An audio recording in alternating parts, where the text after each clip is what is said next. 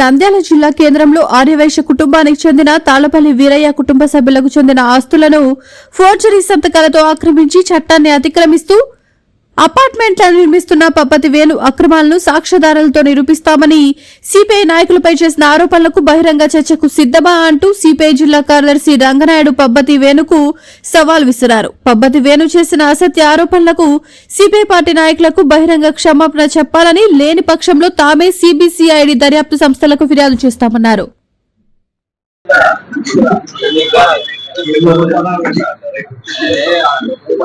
నిన్న నంద్యాల పట్టణానికి సంబంధించిన రియల్ ఎస్టేట్ వ్యాపారి పబ్బతి వేణు సిపిఐ నాయకుల మీద, సిపిఐ మీద ఈరోజు అనేకమైనటువంటి ఆరోపణలు చేయడం జరిగింది. దీన్ని మేము సిపిఐ ఖండిస్తా ఉన్నాం. ఈ భారతదేశంలో 100 ఏళ్ల చరిత్ర కమ్యూనిస్ట్ పార్టీకి ఉంది. ఈ నంద్యాలలో కూడా అనేక రోజుల నుంచి కమ్యూనిస్ట్ పార్టీగా నంద్యాల పట్టణంలో పేద ప్రజల కోసం, అణగారిన వర్గాల కోసం, అంటే వ్యాపార వర్గాల కోసం పోరాటం చేసినటువంటిది కమ్యూనిస్ట్ పార్టీ. ఈరోజు స్వతంత్ర సమరయోధుడు స్వామిరెడ్డి గారి భవన్లోనే మేము ఈ ప్రెస్ మీట్ పెట్టాం. ఈ నంద్యాల పట్టణానికి సంబంధించిన ఆర్యవైశ్యుడు, మాజీ మార్కెట్ యార్డ్ చైర్మన్, కౌన్సిలరు, స్వతంత్ర సమరయోధుడు తాళ్లపల్లి వీరయ్య గారి స్థలాన్ని ఆక్రమించుకొని అదే ఆర్యవైశ్యుడు అని చెప్పుకునేటువంటి వాళ్ళు ఈరోజు దాని బిల్డింగ్ కడతా ఉండి, అది బిల్డింగ్ కూడా ఫోర్జరీది. తాళ్లపల్లి వీరయ్య గారికి ఈరోజు భూములు ఎట్లా వచ్చినాయనేటువంటి డాక్యుమెంట్స్ కూడా మన దగ్గర ఉన్నాయి. ఈరోజు దేశాయి గుండ్రావు, దేశాయి రామారావు భార్య పద్మావతమ్మ, ఆమె కుమారు నుంచి వచ్చింది ఈ భూమి. ఆ భూమి ద్వారానే ఈరోజు తాళ్లపల్లి వీరయ్య గారు 440/1969 డాక్యుమెంట్ ప్రకారం, 441/1969 ప్రకారం, 33/77/1976 ప్రకారం ఆయన కొనుగోలు చేసినట్టు ఆస్తిని 1977లో కొనుగోలు చేసినట్టు తప్పుడు రిజిస్ట్రేషన్ పత్రాలు చూపించి 2019 చనిపోయినటువంటి తాళ్లపల్లి వీరయ్య గారు 2022లో వాళ్ళ కుటుంబ కుమార్తెలు బాగా పరిష్కారాలు చేసుకుంటే దాన్ని బలవంతంగా ఆక్రమించుకున్నాడు. ఆ ఆక్రమించుకున్న దాన్ని మా కార్యాలయానికి వస్తే మేము దాన్ని ప్రజలు కొనొద్దని చెప్పేసి మేము చెప్పాం. ఈరోజు అనేక సంవత్సరాల నుంచి కూడా ఈ పబ్బతి వేణు ఆయన వ్యక్తిగతంగా మేము ప్రజలను మోసం చేస్తా ఉన్నాడు. స్వతంత్ర సమరయోధుల ఆస్తులు గుంజుకుంటా ఉన్నాడు. కాబట్టి ప్రజానికానికి మేము ఈ కమ్యూనిస్ట్ పార్టీగా ఈ నంద్యాల పట్టణంలో అనేక రోజులు చేస్తున్నాడు. ఇలాంటి ఫోర్జరీ సంతకాలతో కల్తీ చేసేటువంటి వాళ్ళు కమ్యూనిస్టుల పైన కల్తీ కమ్యూనిస్టులు అని చెప్పి ఆరోపణలు చేసేటువంటి వాళ్ళకి ఖబర్దార్ చెప్తా ఉన్నాం. చట్టపరంగా కూడా మేము తీసుకుంటాం. నువ్వు సిబిసిఐ ఎంక్వైరీ కొడతా ఉన్నావు. నిజంగా సిబిసిఐ ఎంక్వైరీ మేము చేపిస్తాం. ఈ ఆధారాలను కూడా ఓఎస్ నెంబర్ 31 రూల్ నెంబర్ 1-2 ప్రకారం కోర్టులో స్టేటస్ కో ఇస్తే సుప్రీంకోర్టు దాన్ని స్టేటస్ కో కంటిన్యూషన్ చేసేదాన్ని నువ్వు బిల్డింగ్ ఎట్లా కడుతున్నావు? ఈరోజు అందరూ కూడా మీడియా మిత్రులు, నంద్యాల పట్టణం కూడా అందరూ కూడా చూస్తా ఉన్నారు. ఇలాంటి ఫోర్జరీ సంతకాలతో 2023లో నువ్వు ఎట్లా మున్సిపల్ అప్రూవల్ తెచ్చుకుంటావు, కూడా అప్రూవల్ తెచ్చుకుంటావు? ఫోర్జరీ సంతకాల ద్వారానే వచ్చింది. కాబట్టి వీరయ్య గారి సంతకాన్ని ఫోర్జరీ చేశావు. కాబట్టి ఈ రోజు నువ్వు బిల్డింగ్ కడుతున్నావు. ఈ బిల్డింగ్ మేము ఖచ్చితంగా ఈ ఆస్తుల పైన ఎవరైతే ఉన్నాయో దాన్ని ఆపాలి. ఈ విచారణ జరిగిన తర్వాత కోర్టులో పెండింగ్ ఉన్నటువంటి దాని కాకుండా ఇష్టానుసారంగా నువ్వు కట్టేటట్టు ఆపాలని చెప్పేసి ప్రభుత్వం కూడా ఈరోజు సుమోటగా దీన్ని కేసు తీసుకోవాలా. ఒక స్వతంత్ర సమరయోధుడు ఆస్తిని ఒక రియల్ ఎస్టేట్ వ్యాపారి ఆక్రమించుకుంటే ఒక ప్రభుత్వ అండదండలతో ప్రభుత్వానికి చెడ్డ పేరే, ఇటు ఆస్తులు కూడా. కాబట్టి ప్రభుత్వ అధికారులు కూడా దీన్ని సుమోటగా కేసు నమోదు చేసి ఆ బిల్డింగ్ ఆపాలని చెప్పేసి మేము సిబిఐగా డిమాండ్ చేస్తా ఉన్నాం. ఖచ్చితంగా ఆధారాలతో సహా కలెక్టర్ని కలుస్తాం, సిబిసిఐడి వాళ్ళని కలుస్తాం. అదేవిధంగా మున్సిపల్ అధికారులు ఎట్లా అనుమతి ఇచ్చారో కూడా, కోర్టులో ఉన్నటువంటి ప్రాపర్టీని మున్సిపాలిటీ వాళ్ళు ఎట్లా అప్రూవల్ చేశారో దాని మీద కూడా కలెక్టర్ గారికి అవసరమైతే రిజిస్ట్రేషన్ డీజీ గారికి కూడా కంప్లైంట్ తెలియజేస్తూ ఇతని పైన రాబోయే రోజుల్లో పెద్ద ఎత్తున చేస్తాం. కమ్యూనిస్టుల పైన మాట్లాడే ఆరోపణలను వెనక్కి తీసుకోకపోతే, కమ్యూనిస్టుల పైన చేసే దాంట్లో తీసుకోకపోతే మరింతగా ఎవరైతే నీ నుంచి నష్టపోయారో, ఈ నంద్యాల టౌన్ లో మున్సిపాలిటీలో పన్ను కావాలంటే ఈరోజు నీకు డబ్బులు ఇవ్వాలా?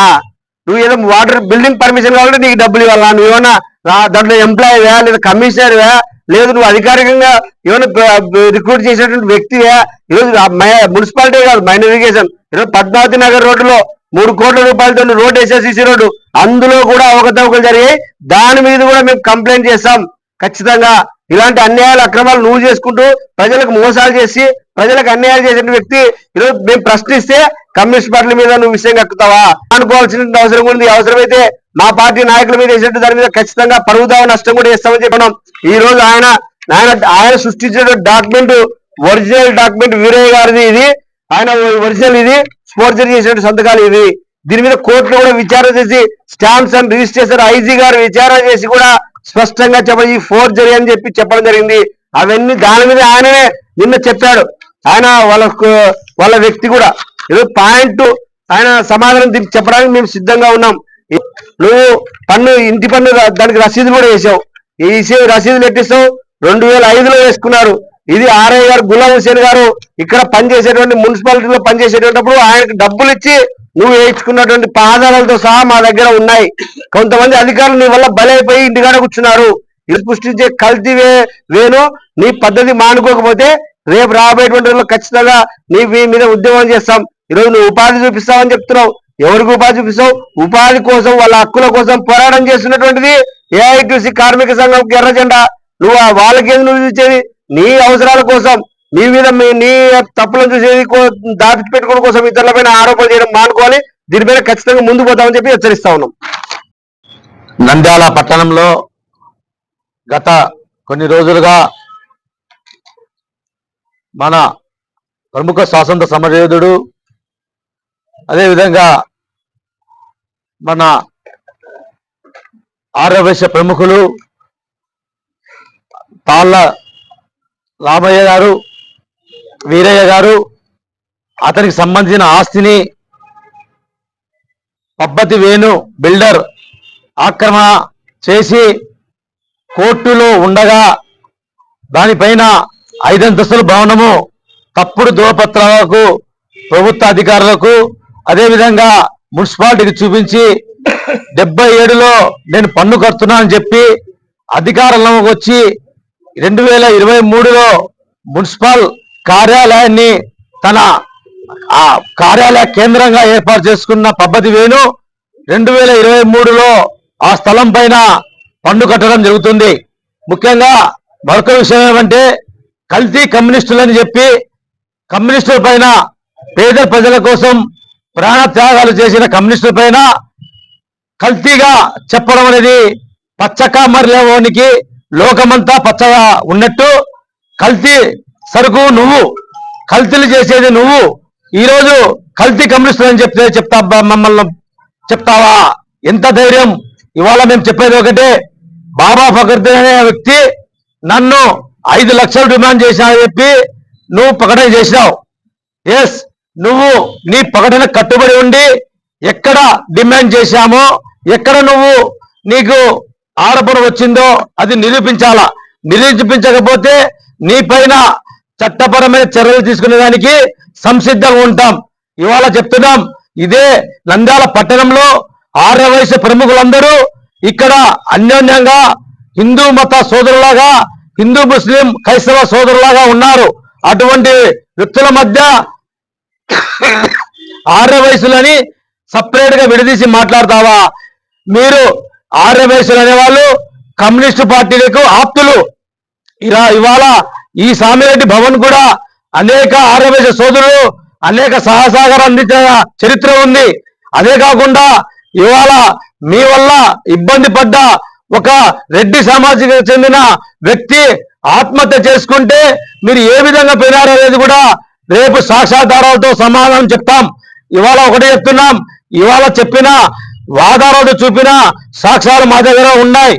కాబట్టి తక్షణమే నీ కల్తీ కమిషన్ చెప్పిన దానికి బేషరతుగా పార్టీ కార్యాలయానికి వచ్చి క్షమాపణ చెప్పాలా. లేని పక్షంలో నువ్వు ఆక్రమించి కడుతున్న 5 అంతస్తుల భవనం పైన మేము మా సిపిఐ పార్టీగా అనేక ఆధారాలు కూడా మీడియా మిత్రులు చూపించడం జరిగింది. నంద్యాల పట్టణానికి చెందినటువంటి పబ్బం వేణు అనే వ్యక్తి పబ్బతి వేణు అనే వ్యక్తి సిపిఐ నాయకులపై అనేకమైనటువంటి కొన్ని ఆరోపణలు చేశారు. దానికి వివరణగా సమాధానంగా ఈరోజు సిపిఐ పార్టీగా ఈరోజు ప్రజలకంతా తెలియజేస్తా ఉన్నాం.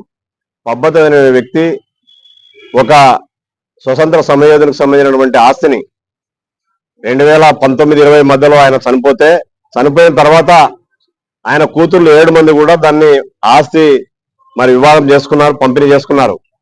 అలాంటి ఆస్తిని ఆయన చనిపోయిన తర్వాత అప్పటి నుంచి కూడా పూర్వం నుంచి కూడా దాని మీద ఫేక్ డాక్యుమెంట్ తయారు చేసుకొని ఇక్కడ మున్సిపాలిటీలోన అలాగే కుడాలో కూడా మరి ఫేక్ డాక్యుమెంట్ తోన ఆయన పర్మిషన్ తెచ్చుకున్నారు, బిల్డింగ్ కడతా ఉన్నాడు.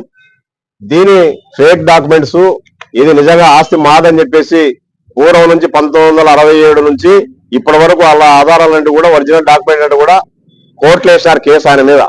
ఆయన బినామీలు ఎవరైతే పెట్టుకున్నాడో కోర్టులో ఉంది, కేసు నడుస్తా ఉంది. ఈ రోజు కూడా వాయిదా ఉంది ప్రజెంట్. అలాంటి దాన్ని ఓ పక్క మున్సిపాలిటీ వాళ్ళు కూడా వాళ్ళు పర్మిషన్ ఇచ్చారు, ఓ పక్క ఆయనేమో బినామీ పేర్ల మీద బిల్డింగ్ కడతా ఉన్నాడు. దీన్ని ప్రశ్నించడం సిపిఐ పార్టీగా తప్ప, ప్రజల తరపున నిలబడడం తప్ప. ఈ ఎవరైతే మా ఆఫీస్కి వచ్చి మా ఆడబిడ్డలు ఆర్యవేసులే వాళ్ళు కూడా, మీరు కూడా ఆర్యవేసులు ఇలా చేస్తారా అని అడుగుతా ఉన్నావు. నువ్వు గుంజుకున్నది కూడా ఆర్యవేసులు ఆస్తే కదా, వాళ్ళకు కూడా తండ్రి చనిపోయిన తర్వాత ఆడబిడ్డలు కదా, వాళ్ళంతా ఎక్కడెక్కడో ఉన్నారు దూరంలో, వాళ్ళు కూడా 2-3 రోజుల్లో వస్తారు. ఖచ్చితంగా వాళ్ళ దగ్గర ఏదైతే నిజమైన డాక్యుమెంట్స్ ఏవైతే ఉన్నాయో నువ్వు మోసం చేసావో సిపిఐ కార్యాలయం నుంచి వాళ్ళు మాట్లాడతారు రేపు రాబోయే రోజుల్లో.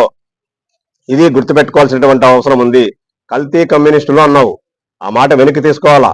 ఇక్కడ కల్తీ కమ్యూనిస్టులు కాదు, కమ్యూనిస్ట్ పార్టీగా నీలాంటి భూ కబ్జదారులు ఎవరైతే ఉన్నారో, ప్రజలకు అన్యాయం ఎవరైతే చేస్తా ఉన్నారో, నీలాంటి బడా పారిశ్రామికవేత్తలు కార్మికుల సొమ్ము ఎవరైతే గుంజుకొని తింటా ఉన్నారో, పేద మహిళలను ఈరోజు చనిపోతే ఎలాగా నీలాంటి వాళ్ళు గుంజుకొని ఆక్రమిస్తా ఉన్నారో వాళ్ళకు అండగా ఉండేదే కమ్యూనిస్ట్ పార్టీ. వివిడి న్యూస్ టీవీని తక్షణమే సబ్స్క్రైబ్ చేసుకోండి. నోటిఫికేషన్ కోసం బెల్ ఐకాన్ క్లిక్ చేయండి. మరిన్ని అప్డేట్స్ కోసం ప్రతి ఒక్క కుటుంబానికి ఉచిత ప్రకటనలు వచ్చే విధంగా మీకోసం మీ ముందుకు వివిడి న్యూస్ టీవీని ఏపీ 5 నందు 99వ ఛానల్ మరియు యూట్యూబ్ నందు వీక్షించెదరు.